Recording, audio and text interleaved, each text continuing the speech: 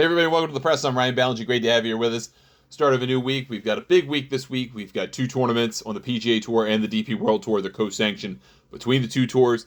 We're going to do things a little bit differently this week. We're going to kind of have the more traditional setup that we've done on the show in years past, where you kind of have the feeling out episode where you look at the two tournaments, this week in particular on the PGA Tour, and just try to feel things out. And there are a couple of reasons for that.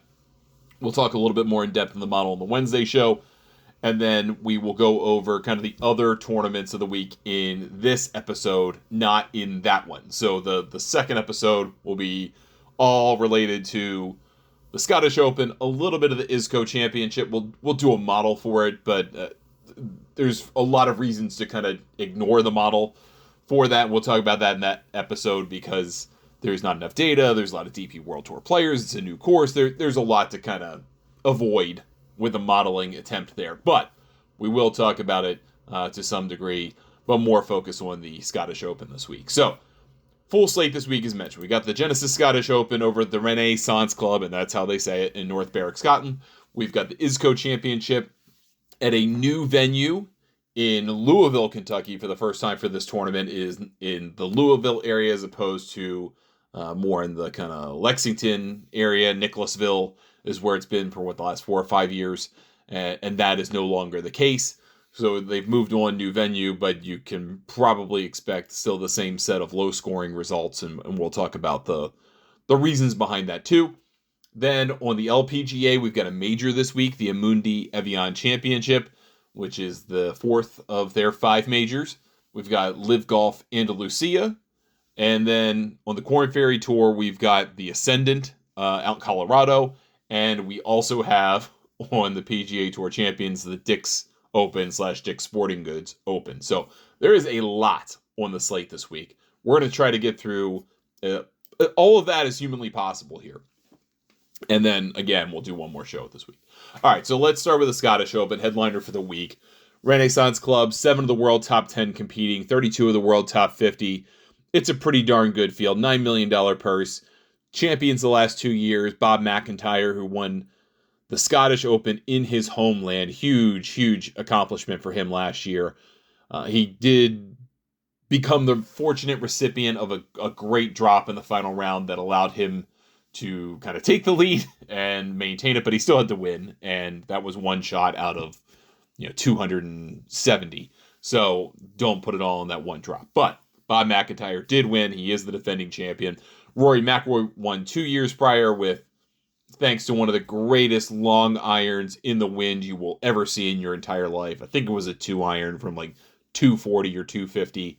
Hit it to 10 feet, made the putt, and that was the winner. Again, stacked field. Scotty Scheffler is the top of the table at 5.25 to 1. McIlroy's 10 to 1, and then you jump pretty big. Colin Morikawa and Tommy Fleetwood. I like Fleetwood this week at 22 to 1. Couple different reasons. 1, we're not in America. 2, he almost won at the Travelers Championship in that playoff, or not the playoff, but Travelers Championship. It should have been at least to a playoff, but he kind of cost himself everything there in regulation on 18. I still think he has a great chance here. I think he's going to be great next week also at the Open Championship in Northern Ireland. We'll talk about another player I feel that way about in just a few seconds. Bob McIntyre defends at 25 to 1 with Xander Schauffele, and isn't that kind of weird? I mean, Xander Schauffele won 2 majors last year. I know he's not anywhere on the same plane as he was a year ago, but to have him at the same price as Bobby Mack is weird. Ludwig Aubert, 28 to 1. Again, so erratic, almost impossible to predict. Feels like we haven't seen anything good from him since April, and I would really put him more like 50 to 1. To that end, I guess it's an unbettable number for me, but he's not demonstrated any kind of consistency that comes with being a top player in the world. Now, I know he's up there in the world ranking, but man, I think that'd be misplaced ranking. Betting at him at all the rest of the season. Justin Thomas, 35 to 1. I think will get some play this week. He does seem to kind of play up these types of tournaments. Matt Fitzpatrick's playing a lot better of late. He's found something closer to 2022 Matt Fitzpatrick that can make him interesting here at 35 to 1. I like Victor Hovland more at 35 to 1. I'm going to bet him this week, and I'm going to bet him next week, and I think one of them is going to pay. I just don't know which. But I think he has found something that gets him closer to getting out of all of the swing mechanic stuff that he has been mired in for, it feels like, 2 years. Feels like he's on the end of that tunnel. So I think I'm going to play him this week. Sam Burns is 40-1. That's kind of interesting. Adam Scott was the runner-up here last year, 45-1. I think he will get some play again. Obviously had a good U.S. Open until everything went sideways on Sunday, right? And then he wasn't the same. But he also kind of came out pretty poorly. Still, he's putting himself in position. Still, he's capable of doing these things. I would almost think about him more for the Open. But that is all just imagining in my head that he makes good for the 4-shot lead that he let go in 2012 all of a sudden here because he somehow played well at Oakmont, and they're not correlated at all. So that's more storyline, just spinning something in your head. I think we do that sometimes. I know I do it sometimes where you kind of are like Charlie from It's Always Sunny in Philadelphia, you know, the gif of him kind of explaining between all the strings put together on the pegboard. I do that sometimes. You do it, I'm sure.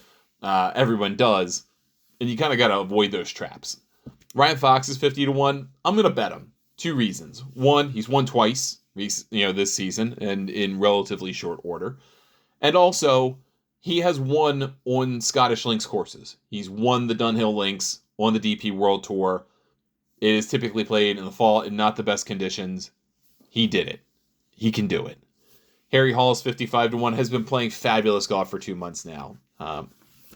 Just because he wears the driving cap doesn't mean he plays well in the driving cap conditions, but you also have to remember that he is from this part of the world. So I think he can do it.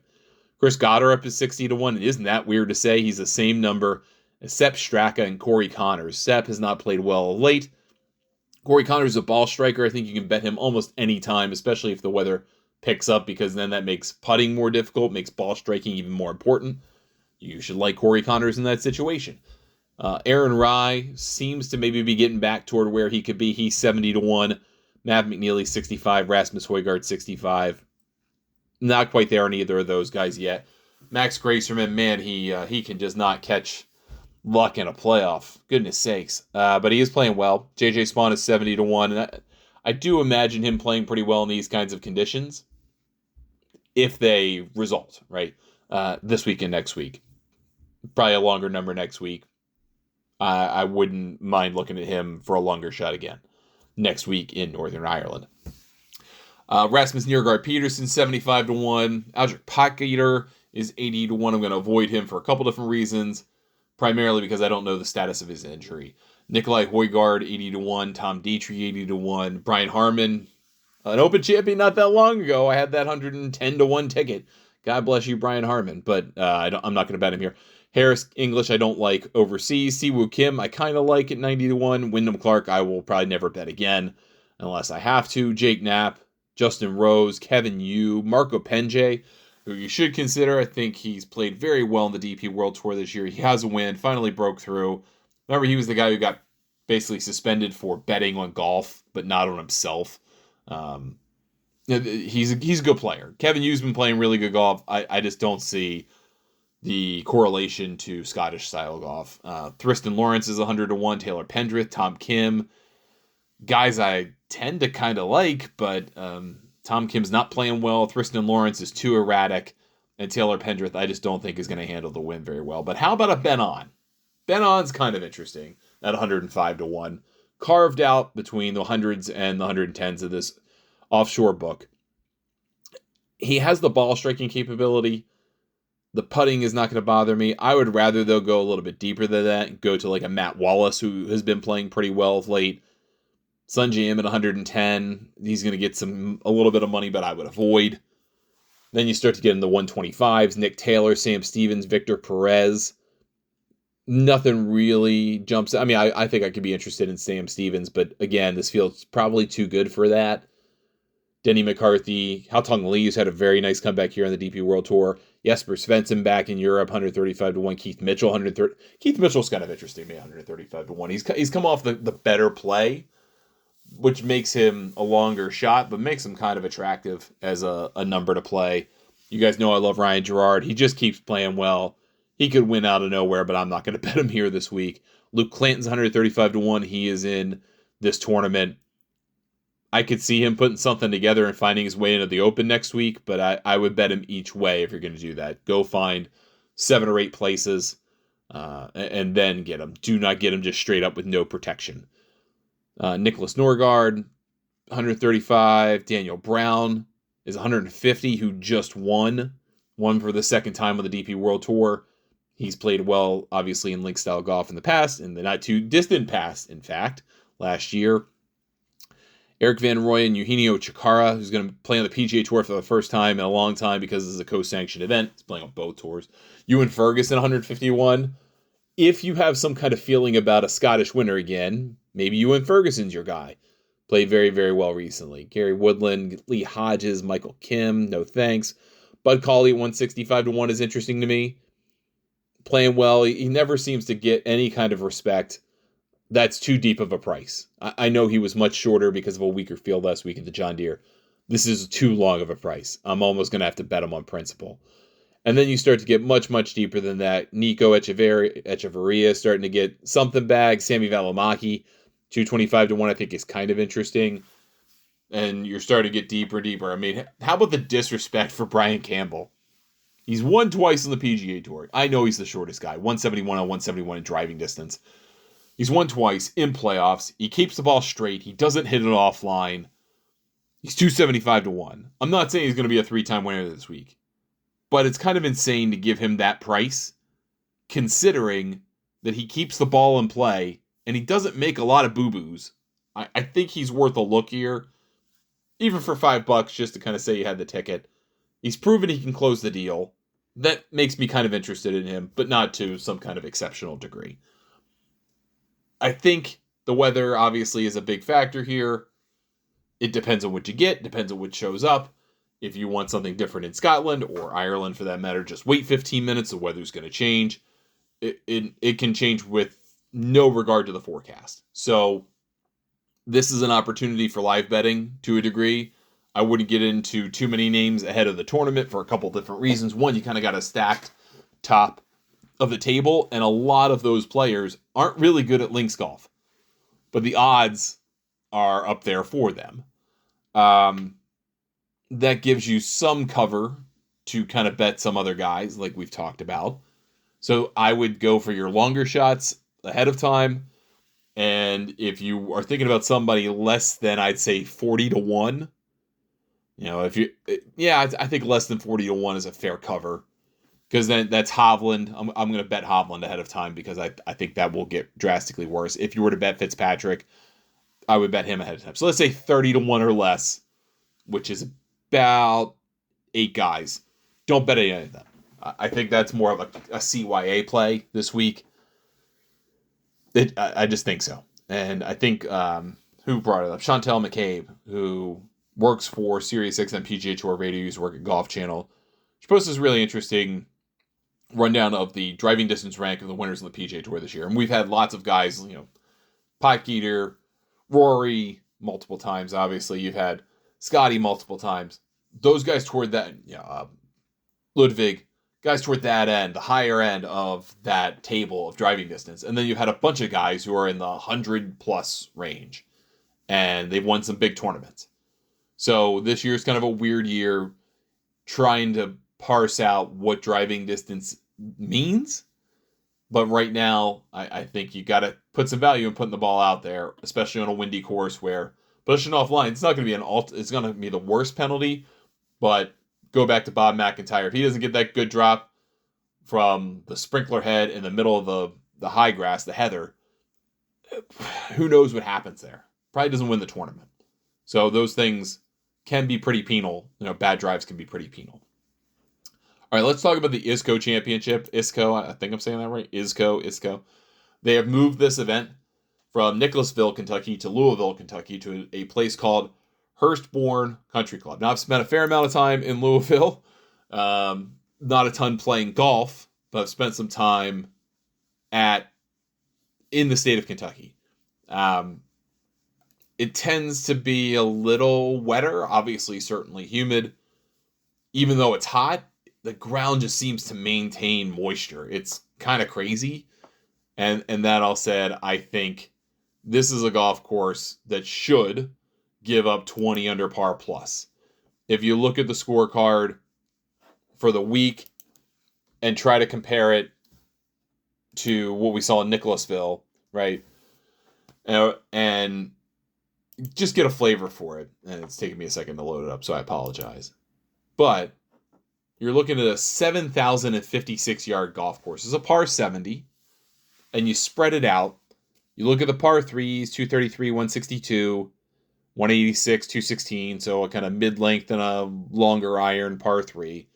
The par 5s are one on each side, so 555 and 565, so they're gettable.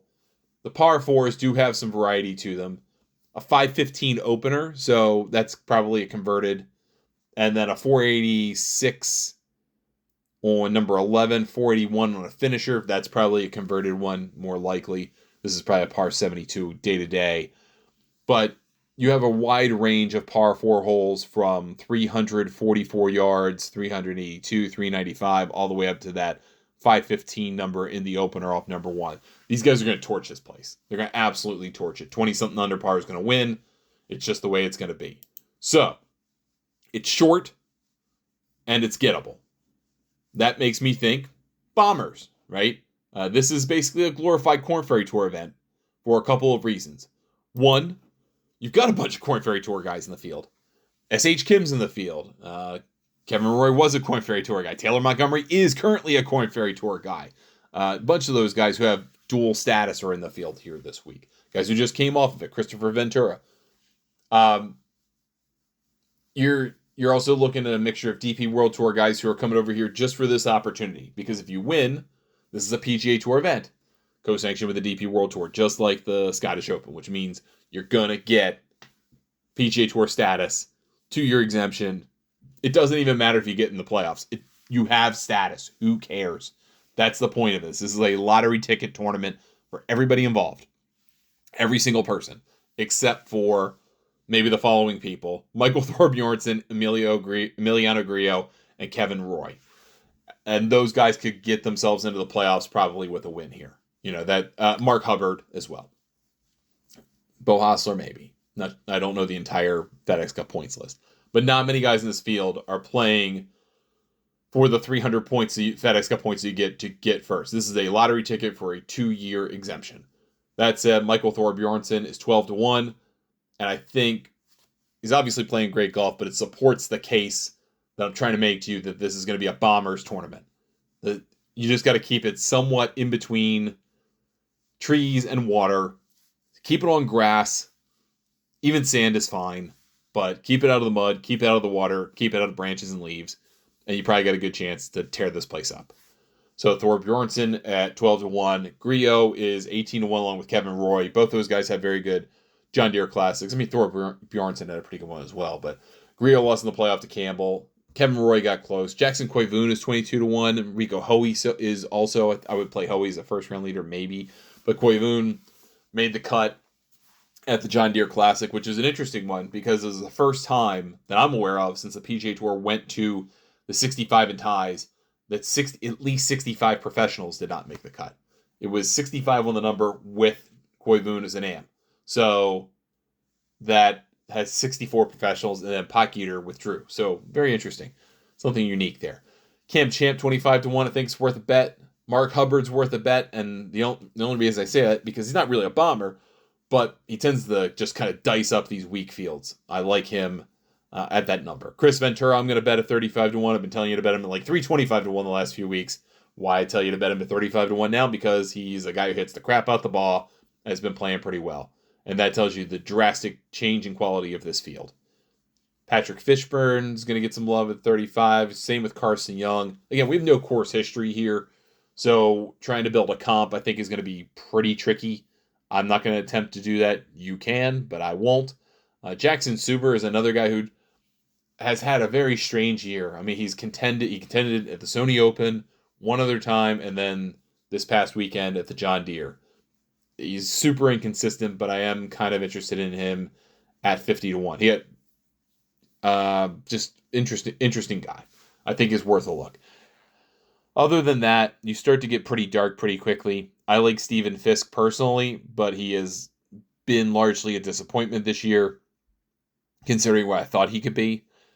Look at a Hayden Springer, 65-1. Quade Cummins, I think, is interesting to me at 55-1. A guy that's straddling between the Korn Ferry Tour and the PGA Tour, getting a fair amount of starts, playing pretty well when he does. I think he could be a guy that stands out. I bet Joseph Bramlett too much in these situations. He's 71, same number as Taylor Montgomery. Montgomery is kind of the same situation as Quade Cummins, playing the Korn Ferry Tour when he has to, playing the PGA Tour when he can, doing pretty well in the Korn Ferry Tour. Again, this is a Korn Ferry Tour event with PGA Tour and DP World Tour players. I like his chances. Grayson Sigg kind of interests me at 80-1. I've seen some people talk about Ben Coles. Okay, fine. At 80-1, same number. But I think as you start to kind of get deeper, maybe you think about a guy, Gordon Sargent's not quite there yet, but 125-1 against a field like this, a guy who just hits the ever-living hell out of the ball, almost kind of makes it worth it to me to bet him. Just to kind of win out of nowhere and make a statement type thing. Beyond that, I would tread very lightly on this tournament. If you want to consider something live, fine. But maybe you pick like 3 guys, forget about it until Friday afternoon or Saturday morning, see where you're at, and then maybe you consider something live. But I would not go. I would probably I would start a Chris Ventura, maybe a Mark Hubbard, pick one of those 2. Go pick 2 other guys. I'm going to tend to lean toward my bias, knowing the Korn Ferry Tour fairly well. I'm going to lean toward those guys a little bit, just knowing what I've seen from them, and kind of hope that's enough. Maybe throw an Adam Schenk in there. Sort of regional connection. It's from Indiana. Kentucky's a state over. I have seen some signs that things are getting better with him, but I don't know if it's enough to put your hard-earned U.S. dollars on it, so maybe not. But Gordon Sargent to me at 125-1 is kind of interesting, given just how hard he hits the ball, and they're playing a 7,100, not even a 7,100-yard golf course. Something's got to give there, I think. Just how I feel about him. Now, your theory of the case could be that a shorter hitter could do this because it's not that long. And if you want to look that way, then maybe you think about a Josh Teeter, who's already won this year on the Korn Ferry Tour. He won in Panama on a course that would hypothetically be very similar to this. And he's a Kentucky guy. So if you want to think about that, by all means, have at it. A couple of names I did want to bring up to you just because of the field list is kind of interesting to me for these types of things. But you got Adam Hadwin in here at 66-1. Again, not had a good year, but a name certainly people are going to recognize. I think Seamus Power, some people would kind of be surprised is in this, trying to make a comeback from some injuries. But just keep an eye on that a little bit. I would not commit a lot of resources and time to that. All right, let's shift over to the Korn Ferry Tour. The Ascendant played at TPC Colorado. Almost the antithesis of Hurstbourne in that it's, basically an 8,000-yard course, but played at elevation in Colorado. You're taking off, instead of 10%, more like 12%. This course plays more like a 7,200-yard course. So it sounds on the scorecard like it's so long it's unbelievable, but it's not. And it plays effectively similar in length to what we're going to get in Louisville. That all said, Austin Smotherman finally became the first 2-time winner this year on the tour when he won the Memorial Health a few weeks ago in Springfield, Illinois. He is 14-1. Pearson Cootie's 5th on the list, 18-1. I like him quite a bit here this week. Adrian Dumonte Chessart shot a 59 this year, didn't win the tournament because the other player who shot 59 did. He's 20-1. Hank Lebiota's just kind of been, I think he's done okay since that kind of losing the points lead. And he did play pretty well at the Memorial Health, so he jumped up into 3rd position behind Johnny Kiefer. They're both 22-1 here this week. Neil Shipley's 25-1. Daniel Summerhays 31. Emilio Gonzalez, I think, is worth a bet this week. He's jumped into the top 10 of the points list, had a really, really nice second half of the first half of that, or the first half, yeah, I guess first half of the season. 30-1, really worth a look. I think he's probably going to get a dub at some point.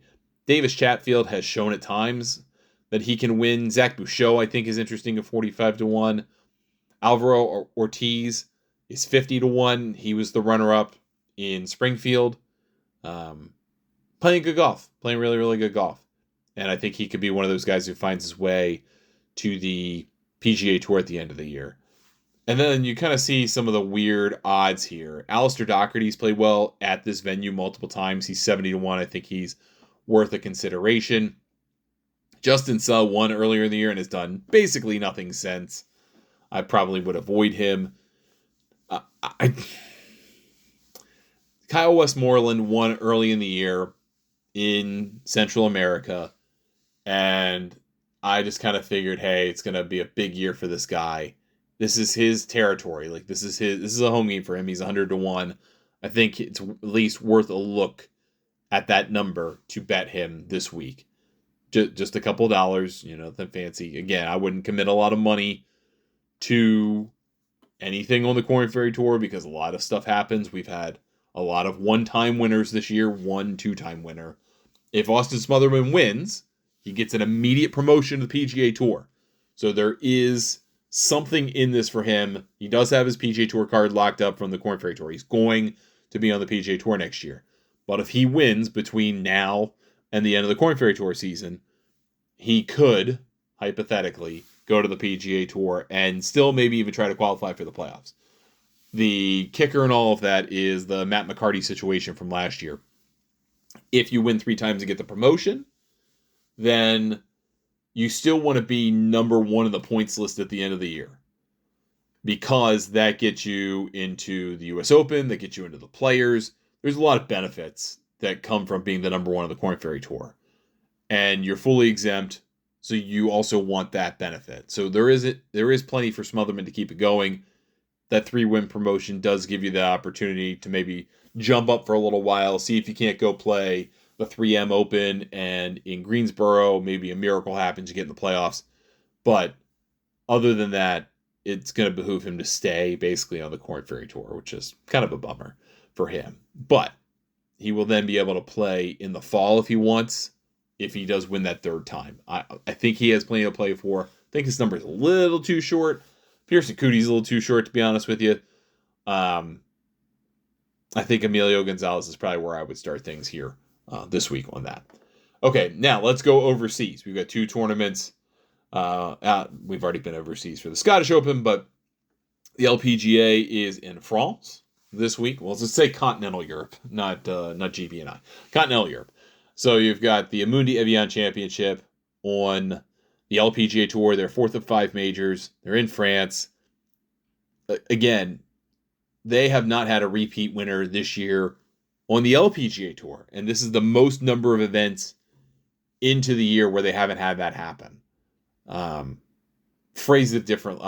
They phrased it differently. Their phrasing, so I should double check myself, but their phrasing was they've had 17 tournaments and they've had 18 winners. And that's the most number of winners they've had, 17 tournaments in any season in their history. And this is season 75. This is their 75th anniversary. So season 76. And that's fascinating to me. There's no dominant player. Gino's won, but Nelly has not. Minjee Lee just won a major. Now she's playing a major that she has won. She has 3 of the 5. Ayaka Furue won here last year, is 20-1. Nelly's 15. Minjee's 18. I would bet Minjee of these players I've just mentioned so far. Gino's 11-1. She does have a good record in this tournament, multiple top 10 finishes in the last 3 years. So this is the venue, if you think she's going to break through, where that's probably going to happen, but I don't like that number whatsoever. Ronin Yin, 20-1, I think is kind of interesting. Heidan Ryu is 22-1. I've seen a number of people, especially in our LPGA 6 group, mention her as a play. Lydia Ko's getting some love. She's been bet down. I've seen her 30 on onshore. This is an offshore, has her 22-1, so maybe they've taken some money on her. Miyu Yamashita played really well in this tournament last year, 25-1. I've seen her 30 at other books. Hyuju Kim is my opening play, 33-1.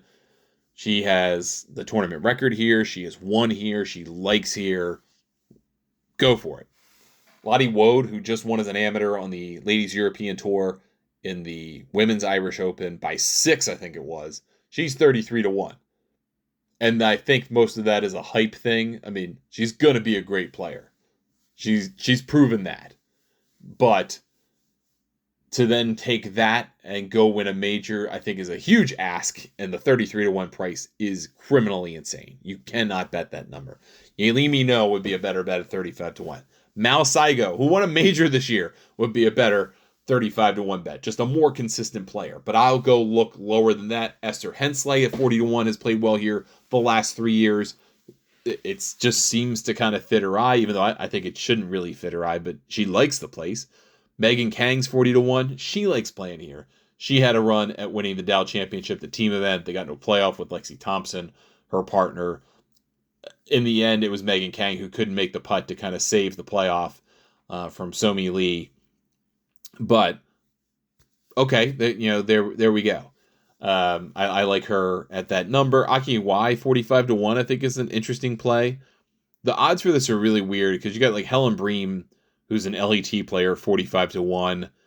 She's probably, on the board, the best LPGA play, or excuse me, LET, like full-time LET player that's on the board here. And there's no way on the planet I would bet her. Carlotta Saganda, 50-1, who's won this year, broke a long winning skid. I just don't like her in these kind of major situations where she can't slow it down to the pace she likes. Brooke Henderson at 60 is kind of interesting. I mean, she is just lost. I feel like she's been lost for a year and a half, but this is a venue she loves. She's won a major here. She defended well here. I don't know if I could pull the trigger, pull the lever on that one. But what about a Lynn Grant at 65-1? I like her quite a bit. She had a good run at the U.S. Women's Open. Kind of erratic, but seems to kind of like this venue. I think 65-1 makes it worth her while. Shannon Tan just won on the Ladies European Tour. She's 65-1. I find that a strange equal number. I mean, I just don't think that's there. I've seen a number of people say they would bet Lauren Coughlin at 65-1. She did have a great year last year. It's not as great this year. I can't justify that. Jennifer Kupcho won out of nowhere. She's 60-1, but again, she's out of nowhere. I can't take that seriously. What about Austin Kim? 75-1. I'm going to bet Stephanie Kiriakou, by the way, at 80-1. I've seen her longer, 90-1. I would bet the longest number you could get on her. Austin Kim is coming. She's going to be a strong player in the LPGA in like a year or two. But maybe she can surprise some people this week and do something special. This is a major that kind of comes out of nowhere. You have to be strategic. The greens are really, really tricky. This is in my view, a ball strikers tournament, not a putters tournament, because you have to put the ball in certain spots to really take advantage of them and have any chance. That said, what about Rose Zhang? I know she's not played very well this year. She also played a limited schedule because she's still a college student. And 125-1 still seems like an insult, I think. I think she can kind of pull it out of here, out of nowhere. Your major winner, your U.S. Women's Open champion, Maya Stark, is 150-1. That seems insulting to me. I think I know that she had not had a good year, and it really hasn't turned into a good year, but she did win a major. I think that's a little too insulting of a price. I have seen some people try to get on the Leona Maguire train at 200-1. I do not think I will do that personally, but I understand the logic behind it. I think you kind of have to play maybe toward like a Gabby Lopez, maybe a Rose Zhang. They're both in the 125-1 range. Kiriakou at 80-1 is going to be a play. Austin Kim's going to be a play. I'm probably going to go a little longer here this week. Esther Hensley will be in there, and Hoo-Joo Kim. That'll probably be my 4 plays for the week on the LPGA side. And then we'll wrap everything up with LIV Golf Andalucia. So they are back at Valderrama. Valderrama's a really weird course. I mean, it's a kind of throwback to a different era, and it's by design. Like the property which the club sits, it was shaped around kind of the tree groves that were there, cork farming and stuff like that. it's still really tight. Lots of shoots, lots of just kind of, it's just a bear of a golf course. That said, I think you probably want to look at two players, maybe three. Tyrrell Hatton, 10-1. I think he's going to be a force next week at the Open. So bet him now, bet him next week. I think you want to look at a David Puig, who played pretty well for himself in the DP World Tour last week at the BMW International Open. And maybe a Sergio Garcia, just because the Spanish connection seems to kind of really take enjoyment out of that. Other than that, maybe a McKibben, because he's had more recent DP World Tour experience. Maybe. Other than that, I think you get real deep real quickly. I think Bryson and Rahm are going to be solid plays, but how do you bet them at 5.5 and 6.5 to 1 respectively? For what you get out of it, Rahm 0 wins, Bryson 1 win, and Neiman's 9-1, but he's either going to win or be like T45 in a 54 player field. I don't think you can get behind that. Do you get behind a Patrick Reed at 18-1? I don't think this really suits his game. This doesn't seem to be a course that he should like, but he did win in Dallas for his first LIV win. There's kind of the it's not a real groundswell, so it's an AstroTurf kind of thing of Patrick Reed should be on the Ryder Cup team. No, he shouldn't. Who are we talking to? Who's saying these things? Do not say that. But I still think he can win this week if he can stick to a game plan that makes him comfortable. But the tee shots should be uncomfortable for him, and I think it'll be hard for him to work past that. So I would look at probably Hatton, Puig, Sergio, maybe a Paul Casey. And then call it a day. Dean Burmester, by the way, did get through qualifying for the Open, so maybe he feels, he's been over there, he's adjusted. Maybe he feels something good is coming out of it as well. I have heard from a number of people that follow the LIV Golf League that maybe Bubba is a guy to care about. Now, hear me out on this. I have heard out the argument, so I will live with it. But in the last 4 events on LIV, Bubba is T7, T17, T4, he's T37 in Dallas. Taking that what you will. But he's 75-1. I mean, he's 30th in the standings after being just like the worst last year, so he's playing better. This could be interesting for him. I think he could be a worthwhile look. If you're trying to ride kind of a hot hand, maybe a Thomas Peters, T4, T35 in his last 3. Maybe you start thinking about a Cam Smith. I mean, he was awful last year. He's better this year. I mean, his last 5 events on LIV, T9, T5, T7, T23, T13. And if you look at his price of 28-1, I think that's a reasonable translation to that. Can't believe Adrian Meronk won an event this year on LIV. Then, I mean, Hatton speaks for himself, of course. But he's 16th in the points, believe it or not. I mean, Charles Schwartzel is ahead of him in the points. What the heck? How does this work on LIV? We did mention Paul Casey. He was T2 last time out. He was part of the playoff that Patrick Reed won on the first playoff hole. Phil Mickelson's 12th in the points this year. What a weird... He didn't even play one event. He has a 3rd, 6th, and a 4th, and that somehow gets you to 12th in the points. I don't understand that whatsoever. Puig, we made the case for him. He did not play 2 events ago in Virginia. But T4, I mean, he's had a really nice year. T6, 4, T18, 4, T14, T13, T12, T20, skip T13. I think that's worth a play as well.